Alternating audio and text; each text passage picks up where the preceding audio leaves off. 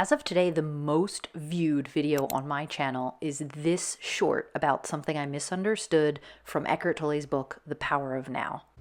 When I first read The Power of Now, I was like, my mind was blown. And I was all afterwards like, yeah, man, everything is great. Everything's wonderful. Let's meditate. Everything's all peaceful. But then after a while, I started to feel like something was a little off.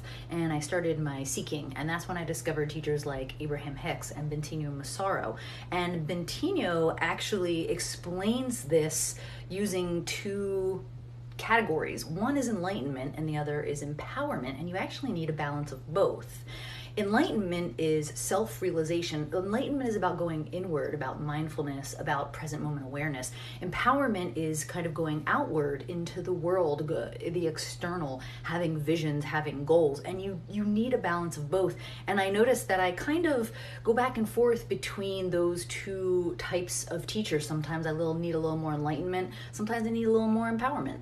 So it's been over 3 years since I posted that, and like I said, it's become my most viewed video, and it's still getting traction to this day. In the comments, a lot of people said they went through the same exact thing. Other people offered insights or shared a different perspective, and some people told me to read the book again, or that I didn't actually read the book. So in this video, I want to explain and expand on what I originally meant and respond to some of those comments. I'm also sharing this for the version of me who had just finished reading The Power of Now years ago and felt a little confused about goals and outer purpose. So if that's you, I hope this helps. Looking back, I realized I wasn't wrong to feel what I felt, but I had definitely misunderstood something. I had taken Eckhart's message to mean that any focus on the future meant I was disconnected from the present moment. And over time, that belief left me feeling kind of stagnant. I missed that natural sense of growth and forward movement, of excitement and anticipation. So because of that, I started searching for some answers, and that's when I came across teachings, like I mentioned, from other spiritual guides like Abraham Hicks and Bentinho Massaro. They introduced me to that distinction between, we could say, self-realization and self-empowerment. Bentinho in particular breaks it down into those two categories that made it really click for me, which is enlightenment and empowerment. Enlightenment, again, is about going inward and recognizing your true nature, embracing mindfulness and being present.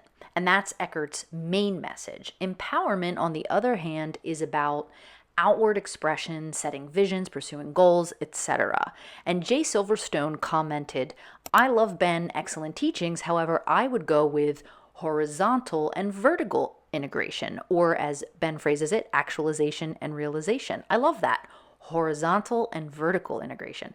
So that's when I realized you really need both presence and purpose. Or as Mr. Harl Starr pointed out in the comments, Eckhart would say that's a balance of being and doing.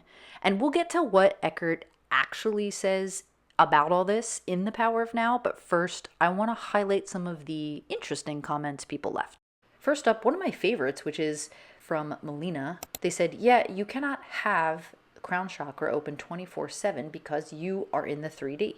Here's why I like that, because it's a reminder that there's a kind of stage in spiritual awakening where you want to stay in that peaceful, floaty, expanded state all the time, but we're still here in bodies, in the physical, paying bills, cleaning cat litter, just navigating life in general. So part of the journey really is learning how to move between states, how to integrate the spiritual with the practical.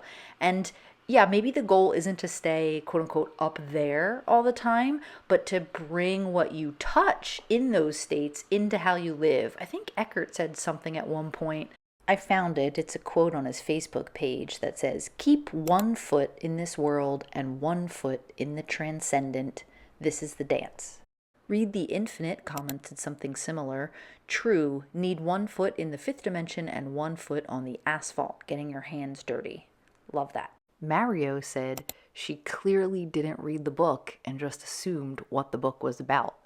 Mario, I promise you, I read the book here. This is the current state of this book that I have read multiple times. Oh. I just misunderstood this one aspect. Canon Man says, Tolle doesn't say to not set goals, he teaches to have no expectations. Accept outcomes, accept life as it comes, as if you ordered it that way. Ishita says, wow, this is exactly my situation put into words. And K Celestial says, this is what I went through and wondered then, what is the purpose of this aside me liberating myself from the mind knowing my true form? Life is simple, said, the simple fact that you are not ready for this book, even though you read it 3 times. So I was ready for this book. How do I know? Because I read it and it affected me deeply and it led me to new questions, which led me to new insights. And that is the process. We don't need to get everything on the first pass for something to be meaningful. So just because I misunderstood that aspect of the book doesn't mean that I didn't learn from other parts of it. And growth doesn't always look like instant comprehension. Sometimes it looks like misunderstanding, reflecting, and then coming back with a deeper awareness. In fact, every time I've read the book, I've gained new insights, even though it's the same book with the same message. The only difference is the perspective of the person reading it. Nova asked, what other books would you recommend? And Visual Writer said, I like that distinction. Which author or book would you recommend for empowerment? So before I get to some books and teacher recommendations, let's take a closer look at what Eckhart actually teaches about goals and the future. When I went back to The Power of Now after making that short, I realized something. Eckhart actually does talk about this balance. I had just missed it, of course. Here's what he writes. Does it matter whether we achieve our outer purpose, whether we succeed or fail in the world? It will matter to you as long as you haven't realized your inner purpose. After that, the outer purpose is just a game that you may continue to play simply because you enjoy it. It is also possible to fail completely in your outer purpose and at the same time totally succeed in your inner purpose. Or the other way around, which is actually more common, outer riches and inner poverty, or to gain the world and lose your soul, as Jesus puts it. Ultimately, of course, every outer purpose is doomed to, quote unquote, fail sooner or later, simply because it is subject to the law of impermanence of all things.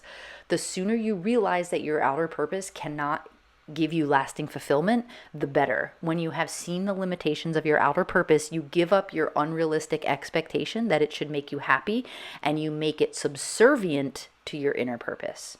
So that's what I had originally missed when I first read the book. It's not that we can't have goals. It's that they were never meant to fulfill us. They're an expression of joy, not the source of it.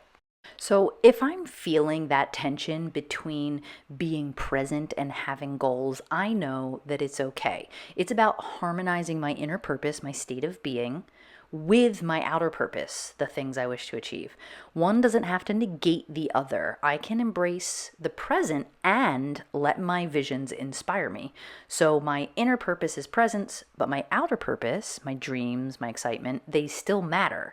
I just let them come from joy, not from needing them to fill something inside. I switched video editors halfway through editing this video, which is why the audio sounds so different.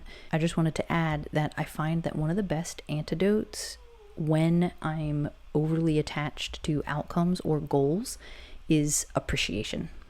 And sometimes I find myself becoming attached to my goals. And when that happens, I turn to what I might call enlightenment teachers like Rupert Spira, Jeff Foster, Paramahansa Yogananda, Muji, Gangaji, Adyashanti, or Ramana Maharshi. Each offers their own flavor of pointing back to the essential awareness that you already are, beyond identity, beyond thought, beyond striving. And when I'm feeling inspired to align my desires and create from a place of inner clarity, I resonate with teachers like Abraham Hicks, Bashar, Benigno Massaro, Joe Dispenza, Neville Goddard, or Florence Scovel Shinn. They focus more on how your state of being shapes your experience and how living in alignment with excitement, imagination, and belief can transform your outer world. And some teachers, I feel, bridge both paths, blending self-realization or enlightenment with creative expression or empowerment. I think Eckhart Tolle, Byron Katie, Michael Singer, and Bettino Massaro's teachings acknowledge that awakening to presence doesn't necessarily mean withdrawing from life, but engaging with it more lightly, freely, and consciously. These teachings remind us that inner peace and outer creation aren't opposites. They can actually flow from the same source. Personally, I find one of the best ways to, as Eckhart says, keep one foot in this world and one foot in the transcendent is to follow the advice from Abraham Hicks, which says that the best state of being, or the ideal state of being, is appreciative of what is, presence, and eager for more, purpose. As for books on empowerment that I would recommend, anything by Neville Goddard or Florence Scovel Shinn is great. You can also listen to their books on YouTube in audio form. I would also say anything by Abraham Hicks is super valuable and always very inspiring. And then practically speaking, Tiny Habits and Atomic Habits, while they aren't spiritual books, I just found them very helpful for day-to-day life. Same thing with the book Feeling Good by David Burns. Super helpful for managing your thoughts. And all these books are linked in my Amazon storefront, which I do get commission from, which helps support the channel so I can make more videos like this. And of course, if you prefer, you can just search for those book titles and buy them from wherever you prefer. So I hope you found this helpful, and I'll see you in the next video.